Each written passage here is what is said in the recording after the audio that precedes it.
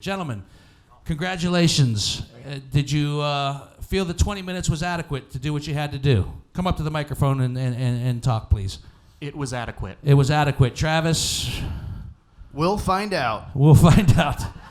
All right, so once again, Travis, please tell us what your premise was.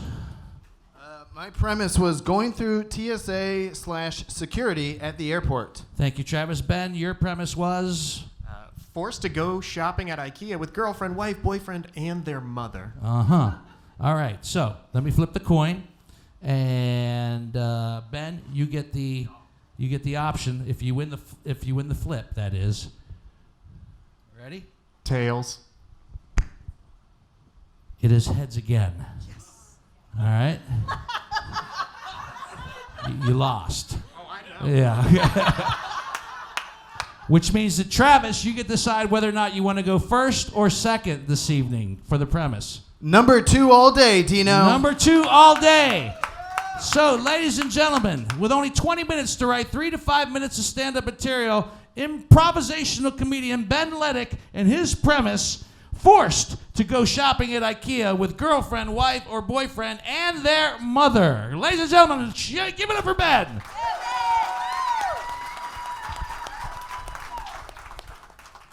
So here's the deal. I didn't know how lonely I was supposed to be until I was judged harshly by a premise. I've never gone shopping with a wife, a girlfriend, or their mother because I've really only had one girlfriend. So this premise has judged me so harshly, and I have to sit with that now. But here's the thing. I do love IKEA. It gives me like immense anxiety. It's like Costco for furniture. But instead of shopping carts that are just left, it's a child there. And somebody's like, oh, I want to see what it's like to live in 300 square feet.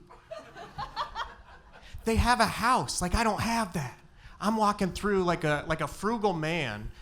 But I love to shop like a frugal man. But I brag about it like a mom after Black Friday. I'm like, oh. Yeah, you see those towels? You can dry your hands on those. $3, 12 of them. This twin bed, $70 with the mattress. And the hot dogs, 50 cents. Corrugated meat. It's delicious. I love those hot dogs. I won't dog those. Sometimes I'll go there just for the hot dogs, and they do compete with Costco on those hot dogs. You just put the relish on there. It's Heinz relish, so free relish, in fact. Free relish. But I do love shopping there, and I love going through and seeing all of the different maze things that I can get lost in and buy nothing because it can't fit. I live in a house with 7 other people. Right? Right? I live in Los Angeles. It's affordable. So that's why I do it. But I've been to 3 Costcos, 3 different Costcos. I've traveled the world in Costcos. And every time I'm leaving a Costco, I'm looking through going, oh, that could be my girlfriend. No, I don't like the way that she's shopping with her mother. It seems too forced. Oh, right over there. That could be my boyfriend. Not my way. Oh, I see it. I see a mom. I see her daughter. Appropriate age, mind you. 30s. I'm not going for that Cosby album. I see him and I go, there it is. There's my reason to break this premise and get a girlfriend. And I go ask her out, and she goes, no, I'm good. I'm good. And I walk away slowly going, still got it. Thank you all very much. Ben Leddick, everybody! Ben Leddick! All right, mull that over and welcome our next competitor once again to the stage. Travis Irvine, everybody. Travis with the premise. Going through TSA security at the airport. All right, everybody, Travis Irvine. Hello. Thank you, guys. I am gunning for the Kentucky Gentleman Whiskey. I do want to lose, so if you guys could keep your laughter at a minimum. Because the Kentucky Gentleman, what, Dino, you described it as it sucks, but there's more of it? That's kind of like my comedy, folks. Here we go. Buckle up. It's going to suck. All right. It'll be fine. No, this is a good premise because, as you can tell just by looking at me, I obviously have a lot of problems going through TSA security at the airport. Number one, what are you doing here, sir? This is where the planes take off. I'm here for the Greyhound. What's going on? Is this the right building? Thank you very much. But then I look like this, right? I don't look like I'm in ISIS, but it does look like I watched a YouTube video about it and like kind of interested, you know what I mean? I look like an Amish boy who ran away, but he should probably go back, right? What is up with a beard? I look like a Civil War general at the Battle of Bonnaroo, all right? I am a target when I walk into an airport, and I can feel it when I go in there, right? Because here's the vibe I give off, is that I'm an attractive man, but I'm ruining it. Does that make sense? They're just like, why don't you shave that beard and get more sleep and try? I'm like, whoa, when did you get here, right? Did not know there were more people in the house. But that's what I get all the time. And people are always like, you look like a famous person on drugs, right? That's what it's like. That is the vibe I always give off. It doesn't matter where I am, especially airports. Someone came up to me once at an airport and they were like, hey man, you kind of look like Johnny Depp on crack. And I was like, thank you, that's a compliment and then not a compliment. I appreciate that. That's what I get all the time though. I get Johnny Depp on crack, James Franco on crack, Colin Farrell on crack, Matthew McConaughey on crack, and Robert Downey Jr. normal.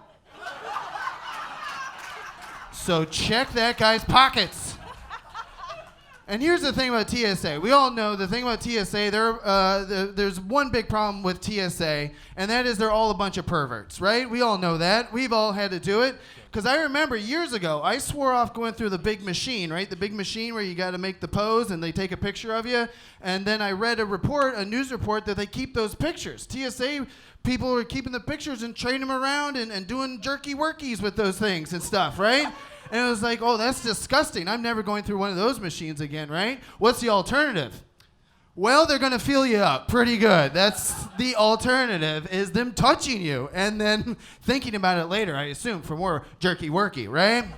That's how these people operate. So I've swore off doing the big TSA, the machine thing, and I've only done pat downs for years and years and years. And as I was mentioning before, pat downs are also great for getting away with sneaking in some drugs. Hello, all right. Yep, oh, one lady, okay. The rest of you are cops. That's fine. That's good. I'm just saying, live on the edge sometimes. And by the edge, I mean jail. So I remember one time I go in for a pat down, and not every state is very good about this. I was flying out of New Mexico on Valentine's Day, and my buddy had given me a marijuana cookie. And I go into the airport. I'm like, oh, I'll eat it on the plane. It'll be great. And then it turns out there's a bunch of drug dogs and everything going on down there. And I was like, oh, Lord, I better just eat this entire cookie right now and just save myself the trouble. Big mistake, ladies and gentlemen. I don't know if you've ever had a marijuana cookie in New Mexico, but it's like Gary Johnson made them pretty much. You forget what Aleppo is and you forget you're running for office. That's what I'm trying to say. Very powerful stuff. And so I get to the thing, and I'm pretty much freaking out by this point by the time I get to TSA. And they got the machine there, and, it's like glowing at me. I'm like, no thanks, I'll take the pat down. And here comes the biggest, burliest fella you could ever see on a Valentine's Day. He pulls me over, and this guy, how do we say? He was very thorough, sir. He was very thorough that day.